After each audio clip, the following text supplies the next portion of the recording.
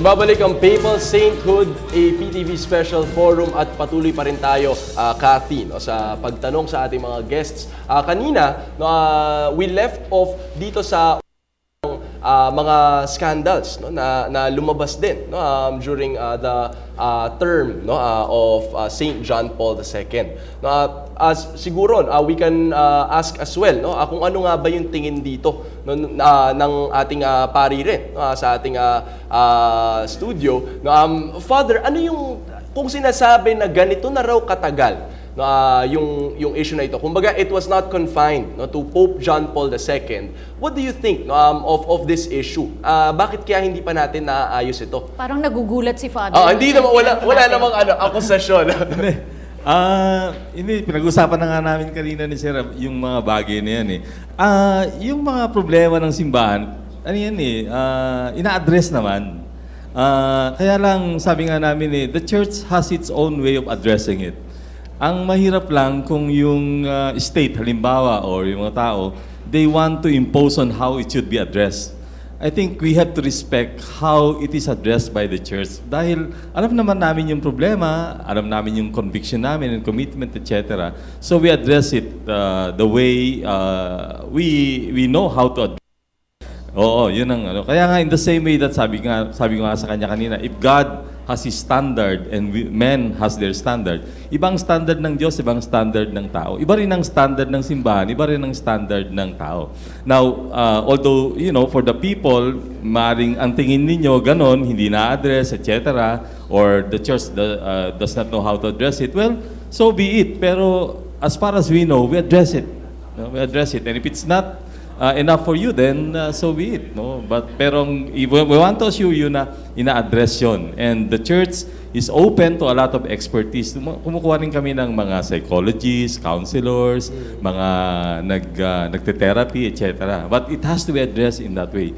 Sabi ko nga rin kay Sir kanina, alam mo, kung the church problem will be addressed by civil authorities, wala na ho tayong pari siguro ngayon. Okay, so malinaw yan sa ating lahat. Respetuhin ang proseso. Bilang isang organisasyon, ang Simbahang Katoliko rin ay merong kani-kanilang mga mekanismo para imbestigahan at kung sakasakali ay maparusahan itong mga erring na tinatawag na erring priests. Pero balikan natin yung issue pagiging yung pagkakahira nga sa kanila. Ang sinasabi, marami sa ating mga Pilipino ang lalo pang mapapalapit sa simbahan, lalo-lalo na nga kasi tayo ay naging malapit kay John Paul II. At matapos nga yung pagkakahirang bilang santo kay John Paul II, ay iikot yung kanyang mga relic dito sa ating bansa. Can you please tell us more about this, Aaron? Ano-ano itong mga relic na to at saan-saan dadalhin ito? Okay po. So, yung relics po, o yung totus tuus, meaning totally yours, from the papal motto of John Paul II or Saint John Paul II. So ito pong totus tuus tour po na ito ay sa iba't ibang bahagi po ng Pilipinas ay magkakaroon po ng tour ng mga relics po ni John the 23rd at John Paul II at mga iba pa pong mga santo or mga biyato na kaugnay kay Blessed John Paul II at John Paul II. So sa Luzon area po, ngayon po, ang relics po ni John Paul ay nandun po sa St. John Paul II Parish po, sa Eastwood, until May 18 po. Until May 18 po yun, at after po sa Eastwood, mapupunta na po kami ng Davao. Aaron, ano yung mga relics na kami? Kasi yung iba talagang maliliit lang na bahagi ng damit. Ano yung relics ni John Paul II na nandito? Okay po. Yung relics po ni John Paul na nandito, meron po tayong mga tinatawag na first class and second class relics. So yung first class relics po, yun po yung mga bahagi ng katawan po ng isang santo. Again, first class relics are part ng katawan po ng isang santo, like the hair, the blood, the body fluids, the bones, the teeth, at iba pa po. So meron po tayong first class relics po ni John Paul II dito po sa Eastwood. Yung po yung kanyang hair strands at ang kanya pong blood nung munti ka na po siyang ma-assassinate nung May 13, 1981 sa Rome. And meron din po tayong mga second class relics, yung kanyang mga pagmamay-aring gamit, like the papal medals po, yung kanyang zuchetto or skull cup, meron din po tayo at iba pa po. At meron naman po kay John the 23rd as well, Like the first class relic po, yung kanyang body fluids, nung in-excavate po siya nung kanyang beatification, kasi po si John the 23rd po, nung in-excavate po ang kanyang mga labi, hindi pa po siya nabubulok or hindi pa po siya nako-corrupt. Yes, incorruptible pa po ang kanyang body. So meron pong mga lumabas na body fluids doon and it was collected by medical to exhume the body of Saint John the 23rd. Curious lang ako, saan nyo nakuha yan? Yung mga, lalo na yung first class, no? Yung bahagi ng buhok, yung dugo, saan nanggaling yan? Pinahiram po sa atin yan ng Rome and Poland.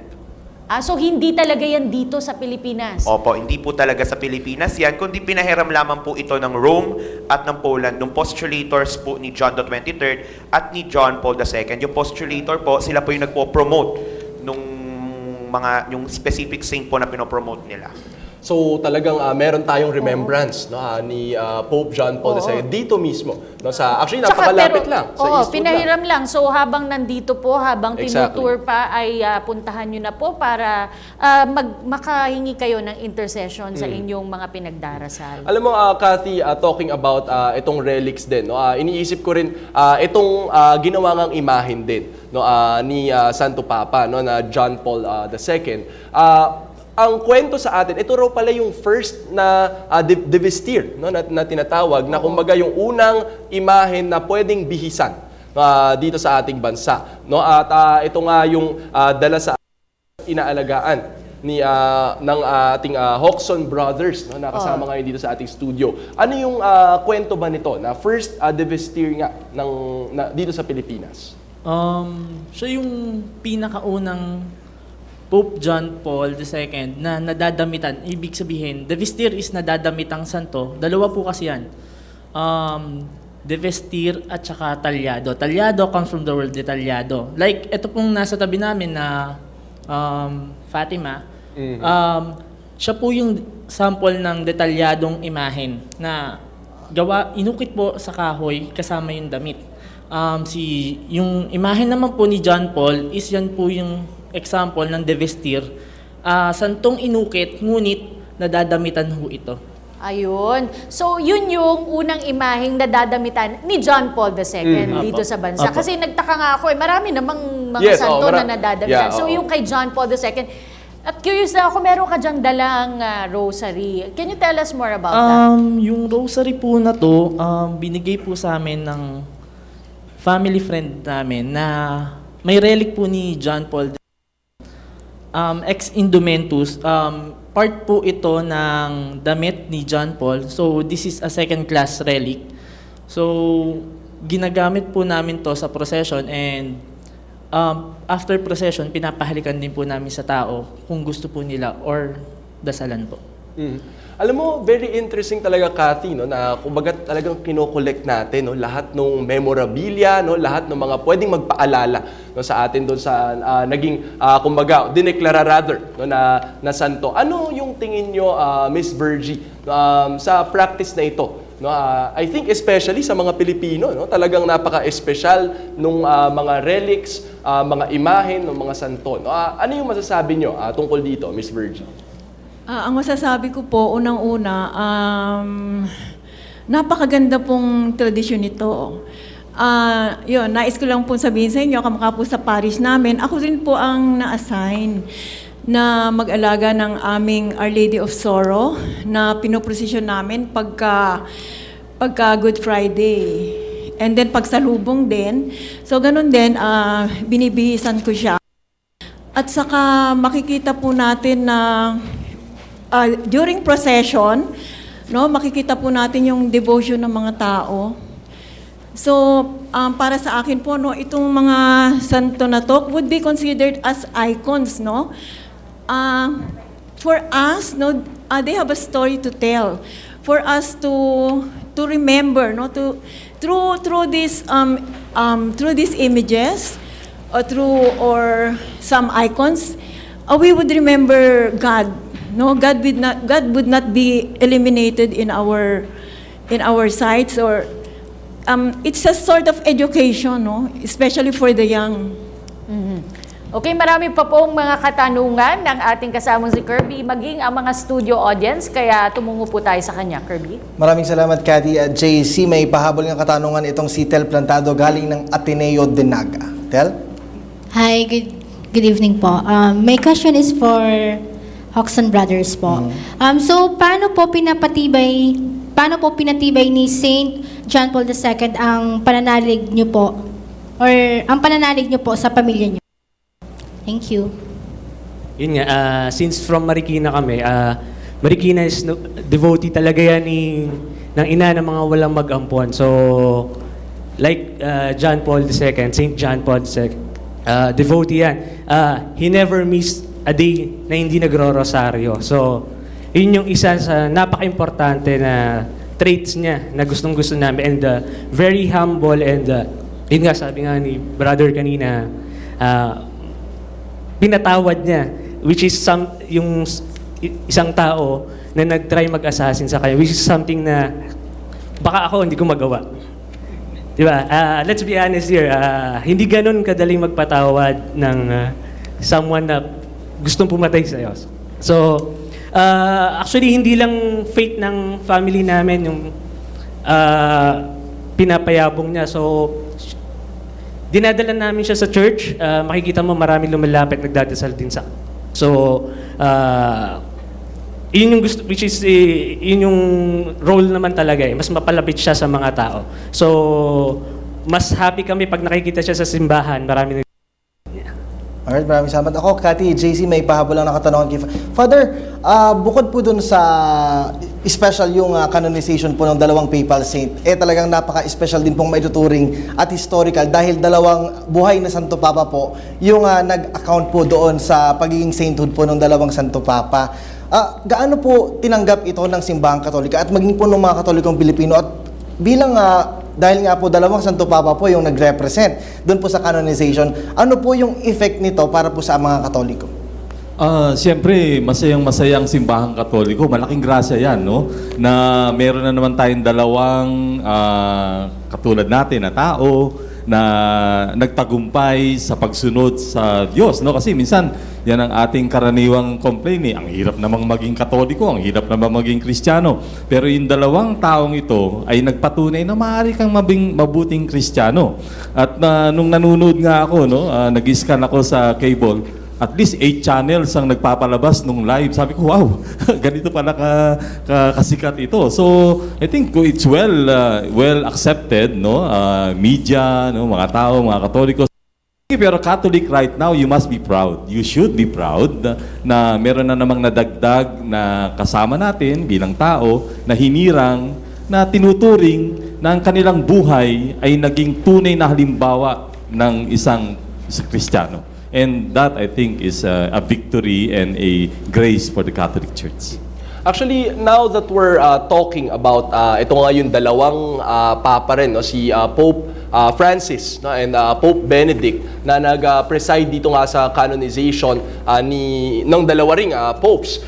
Isa siguro dun sa mga may tatanong ko rin kay Brother Nolasco, no, kasi marami nagsasabi na si Pope Francis, no, kumbaga mas open. Actually, ibang-iba, no, yung image nung si Pope Francis and si Pope Benedict. Brother Nolasco, do you think this was also kumbaga an attempt, no, na i-open yung term ni Pope Francis not just to the more progressive but also the traditionalist, no, ng mga Katoliko? Well, hello. Well, for me, it's a reinforcement for us, a reinforcement for our beliefs, for our faith. Imagine both popes doing the canonization thing. You know? For me, as a person, I would be very happy. It's a different kind of reaction on my part as a Catholic. Imagine 2 popes being canonized, 2 popes in attendance, doing the liturgy, the processes and all that. And that's something. It doesn't affect me at all. Okay, at with that, JC, higa na natin ng huling mensahe ang ating mga panauhin. Umpisahan natin kay Jordan Hoxon. Mensahe mo sa ating mga manonood na siguro ngayon talagang lalong dadami yung mga deboto ni John Paul II. Well, yung devotion naman kay Pope John Paul, lagi na lang natin ituloy, lagi tayong magdasal ng rosaryo na binahagi sa atin ni ni Saint II. Okay, siguro punta naman tayo sa kanyang kapatid, si Joel naman. Siguro si St. John Paul, let's imitate yung pagiging humble niya, pagiging madasalin, which is siguro reminder na rin na alam ko naman lahat ng mga Pinoy is nagdadasal ng rosaryo.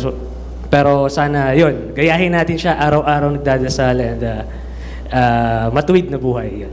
Lagi. Huling mensahe rin po mula kay Miss Virgie Francisco. Patuloy tayong magdasal at magdebosyon kay Pope John Paul II. Naging malaking bahagi na siya ng mga Pilipino at lahat ng ating idarasal sa Kanya, kung ito'y kagustuhan ng Diyos, ibibigay sa atin yung ating hinihingi. Kay Ginoong Jerry Go naman, mensahe para sa ating mga tagapanood. Sana naman tayong lahat, meron, sabi nga ho ni Father, nadagdagan na ho ang 2 santo sa listahan ng mga santo. Sana naman tayo, kung magdarasal po tayo, tulad ng binanggit ni Brother Hoxon, na kasi tayo, dasal lang tayo kung meron hihingin. Diyos ko, tulungan mo ako, ganon. So, sana gawin natin, yung tulad nung, kahalintulad nung ginagawa ni Saint John Paul II, na araw-araw magrosaryo po tayo, araw-araw magdasal po tayo. At kami po naman ay nagagalak sa CFA o sa Chinese Filipino Apostolate under Bishop Paul Hausian of Abra. Kami po ay natutuwa na nagkaroon po tayo ng 2 additional Pope at kahalintulad ng binanggit ninyo, hindi lang po 2 Santo Papa ang na-canonized, kung hindi, 2 Santo Papa rin ho ang nang-canonize sa kanila.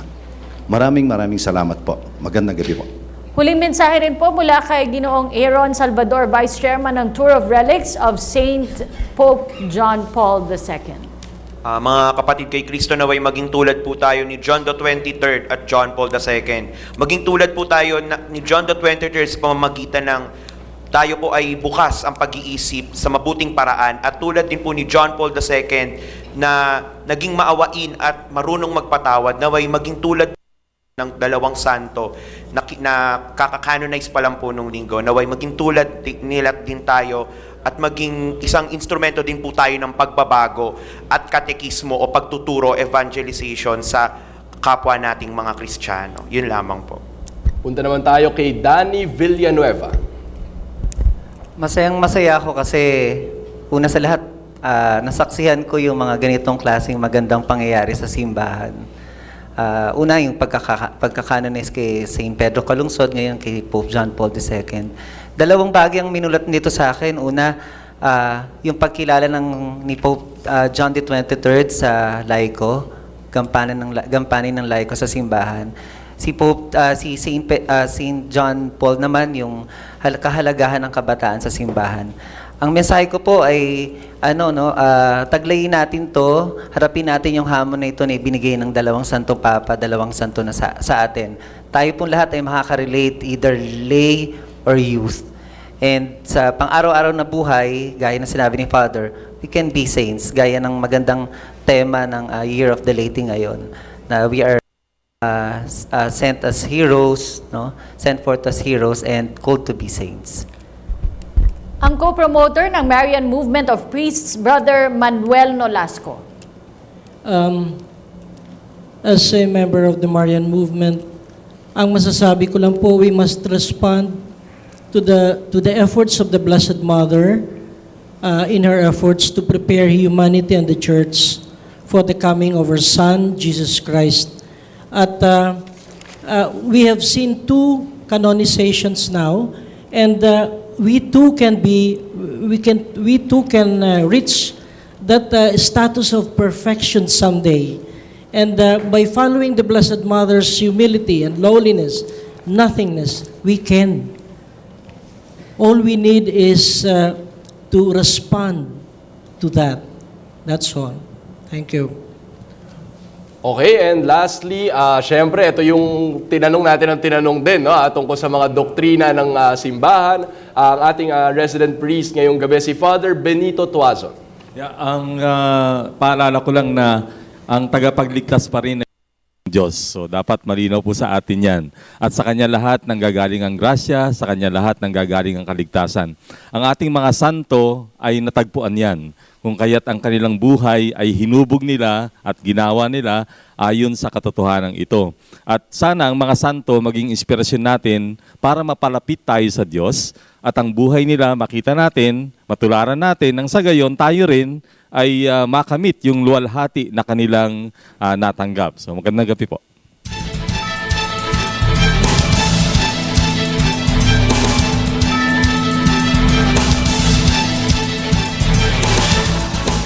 Kinikilala po ang Pilipinas bilang isa sa mga widely Catholic nations sa buong mundo. Kaya po kaisa ng buong mundo ang bawat isang Pilipino na nagpupugay sa makabuluhang landas na tinahak ng mga bagong hirang na banal na sina John Paul II at John the 23rd. Ako po, si Cathy San Gabriel. Sa kabila ng mga pagsubok na pinagdaanan sa buhay ng mga bagong hirang na banal, ipinakita nila sa ating lahat ang tunay na kahulugan ng salitang pananampalataya. Naway wag po nating kalimutan. Ang tunay na kahulugan nito ay ang pagtitiwala na sa bawat pagsubok ay katuwang nating lahat ang may kapal. Ako po si Kirby Cristobal. Ang mga aral na iniwan sa atin ng mga bagong santong sina St. John Paul II at St. John the 23rd ay isang patunay na maaaring baguhin ng isang paniniwala ang buong ideolohiya ng buong mundo.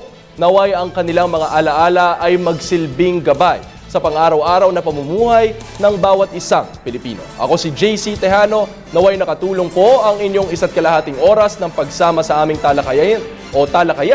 Ang mahalagang issue na ito po ang Papal Sainthood, APTV Special Forum.